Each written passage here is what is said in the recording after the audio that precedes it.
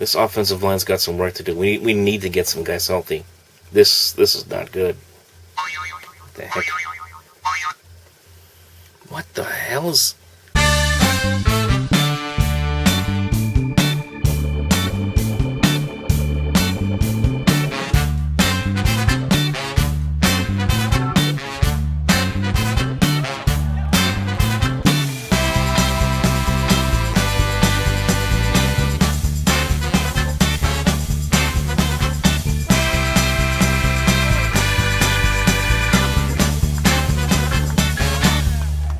Glad to have you back aboard, folks. I know it's been a while since we've done a podcast and a video here on the Sports Talk Nation channel, but we are indeed back, and this is more of a way for me to catch up with you guys, especially since our last football video where we had the training camp analysis from the first training camp. So been kind of busy the last couple of weeks, so I wanted to have an opportunity here to catch up. Let's talk about this preseason so far for the New York Jets, and we'll recap that game they just had the other night against the New Orleans Saints. But before we get into that, I want to talk a little bit about this big news that shook the NFL world last night, and that was the announcement of Andrew Luck's retirement from football. Now, I'm sitting there watching the Jet game, and really unbeknownst to myself, focused in on the game, just thinking about what I was going to talk about on this podcast tonight for this show.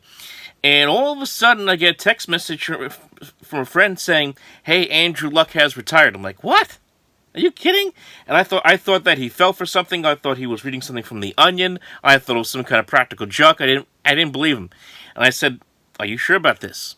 And he says it's coming from Adam Schefter. So lo and behold, obviously I checked on Twitter, just like everybody else in the country for that matter at that time. I think it was around 9 o'clock, I think it was like 9:15 Eastern time.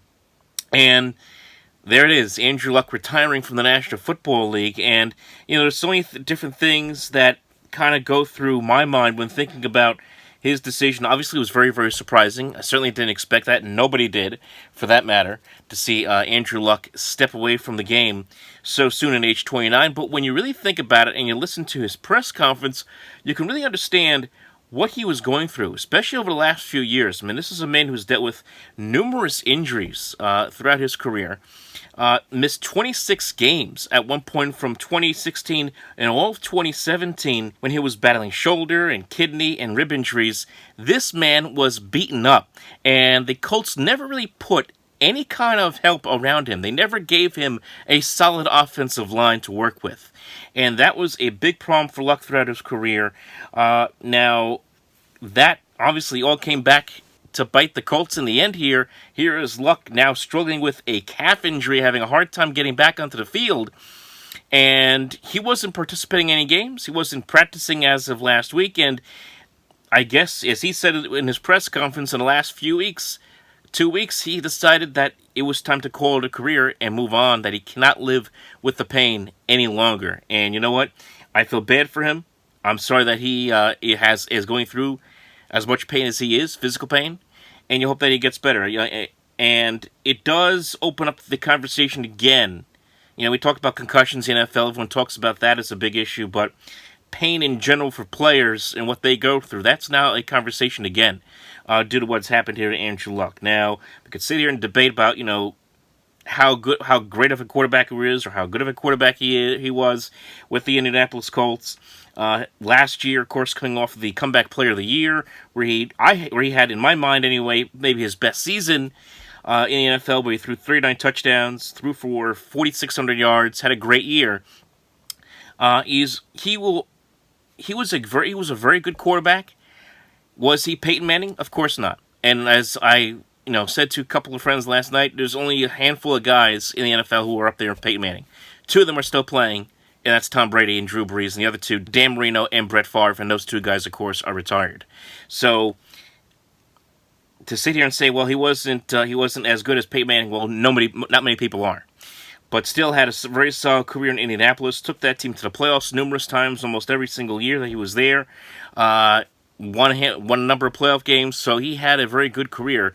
Unfortunately, cut short due to injuries, and that is very unfortunate. We'll see what happens with the Colts here moving forward. Jacoby Brissett is now going to be the quarterback. I don't think that's going to work out too well for them.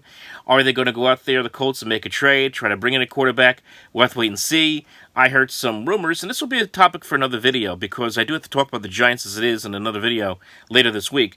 But there was rumors, I saw them online today, that maybe the Giants would consider sending Eli to Indianapolis to play in the city that his brother is basically a king. So I don't know if that's going to happen. I don't see that happening at all, but I'll talk about that in another video. So again, just to recap very quickly, yes, I was absolutely stunned that Andrew Luck retired and brought an end to what was a fine career, and a career that had a lot of potential to do a lot of good things over the next decade. But again, his career, he felt that the pain was too much, and he has every right to say, you know what, maybe it's time for me to step back and focus on the next part of my life, and he has every right to do that. The fans that booed, you have no right to boo. And I understand that maybe for a lot of people, it's the shock of Andrew Luck's retiring, but he's on the field, he's on the sideline. So I kind of understand a little bit, maybe, but you really shouldn't be booing, especially for a guy who's been so much to that organization. I know it's 2 weeks before the season started, but there was a good reason for him to make this announcement. Obviously, his health was the number one reason, and he couldn't get back onto the field and compete at the same level that he would have liked. And if that's the case, you have to bring an end to it. So that's the unfortunate part of the NFL. Now, let's get back to the big topic of discussion here, at least in Jetland anyway, at least in the New York metropolitan area, and that is the discussion of Saturday night's game, between the New York Jets and the New Orleans Saints. The Jets losing by a score of 28-13. Really was a sloppy football game to watch. 31 penalties combined in the game. The Saints, in my mind, at least as far as the starters are concerned, dominated this football game. And the thing that really stuck out to me was the fact that the Saints really exposed the Jets just a little bit in this game, especially in the offensive line, and especially in the secondary, which we knew was a problem because of all the issues the Jets have had in the secondary, injuries notwithstanding to guys like Tremaine Johnson, but also depth has been an issue since the offseason. The linebacker situation, a bit of a problem now, obviously, with Avery Williamson now out for the season with an ACL injury, which happened in the Atlanta game. Those things got exposed in the Saints game. And when you play a team as talented as the Saints, where they have 8 Pro Bowlers and they have a Hall of Fame quarterback, those kind of things are going to show up in the game. And that's what happened as Drew Brees picked apart the Jets in his one drive, got the touchdown, really made it look easy as he was just completing passes to Alvin Kamara and Michael Thomas. They went through the Jets like a knife through butter. Let's just be honest. The one thing that really had to worry you most from that game against the Saints was the fact the Jet offensive line has got some issues. And we saw a little bit of it in the Falcon game. Even though the Jets had a very nice possession, their first possession against the Falcons, if you remember that game, the last couple possessions, you started to see the Falcons get a little bit of a push against that Jet offensive line, force some 3-and-outs. In this game against the Saints, the Jet offense was completely shut down. I know they got a touchdown in the second quarter on a nice drive. We'll talk about that in a second, but that's a big concern right now. And the reason is, of course, because of the injuries. No Kalichi Osemele, no Brian Winters. Ryan Khalil, and I read this, Ryan Khalil, a game-time decision not to play. And reading this in the Post this morning, that the Jets didn't feel that he was ready to go, that Khalil, Adam Gase, and the offensive line coach all told the general manager, Joe Douglas, that Khalil not ready to go. And they only had, get this, 3 practices up to this point.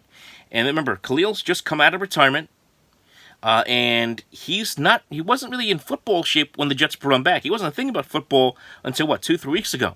So the Jets have to get him going.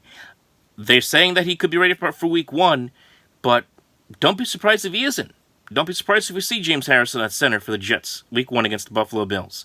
So that is a concern. Offensive line, to me, is a big issue.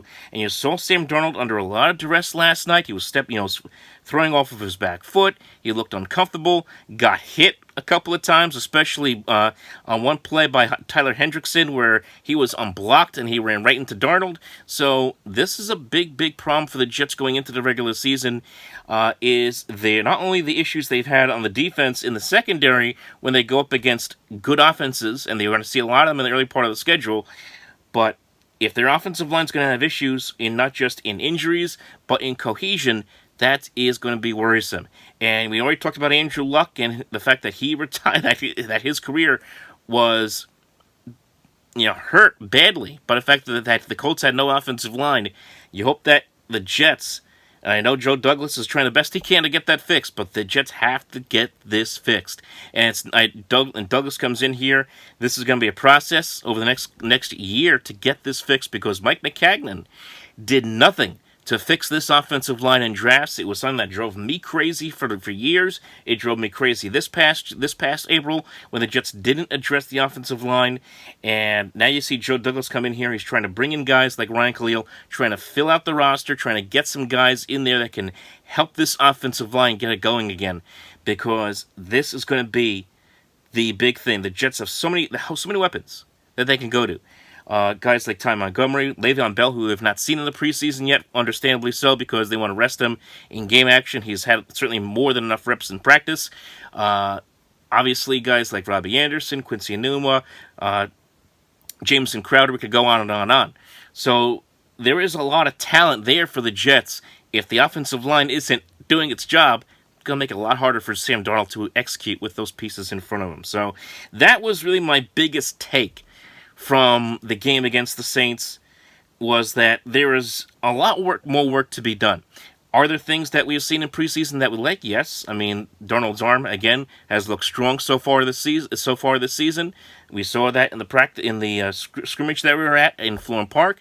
We saw that obviously in the Falcon game. We saw that in the Giant game, in the first drives they had in those games respectively. We even saw it in the second quarter of this game where he had the 41-yarder to Robbie Anderson down the sideline. The arm strength is no question. The accuracy is no question when he has time to make plays. The question is going to be offensive line health. The question is going to be depth at secondary, and now obviously depth at linebacker with the loss of Avery Williamson. And without him there, without Brandon Copeland also there, who's going to be suspended the first 4 games of this season due to performance-enhancing drugs, this will be tricky. It'll be some tricky waters the Jets have to get through in the first part of the season. Keep in mind also, offensively, forgot to mention this, they're not going to have Chris Herndon first 4 games either to start the season. So it could get tricky. I mean, we're a couple weeks away, 14 days away from the season starting, 13 days away from the season starting against Buffalo. And like I said, the Jets are going to see a lot of good offensive teams first half of the year.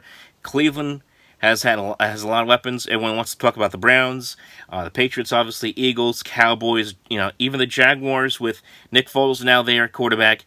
There's some pretty good offenses, pretty good, that the Jets are going to see in the first half of the season. So we'll see if their offense, the Jet offense, can get things going and can get solidified here in the next couple of weeks in practice. You're not going to learn anything from the 4th preseason games. You're not going to learn anything, for that matter. That's just a throwaway game. This is now about getting this team ready for the regular season in a couple of weeks. So that's where the Jets stand right now, folks. A couple other videos that want you to keep an eye on in the next couple of days and even the next couple of weeks. Later this week, I'm going to do a video on the New York Giants and their quarterback situation, of course, with Eli Manning and Daniel Jones. We all know that Baker Mayfield came out, had some choice words for Daniel Jones, and then took it back. We'll talk about that situation and also that rumor that I saw, or that, possibility. What if Eli gets traded to the Colts or something like that? We'll talk a little bit about that.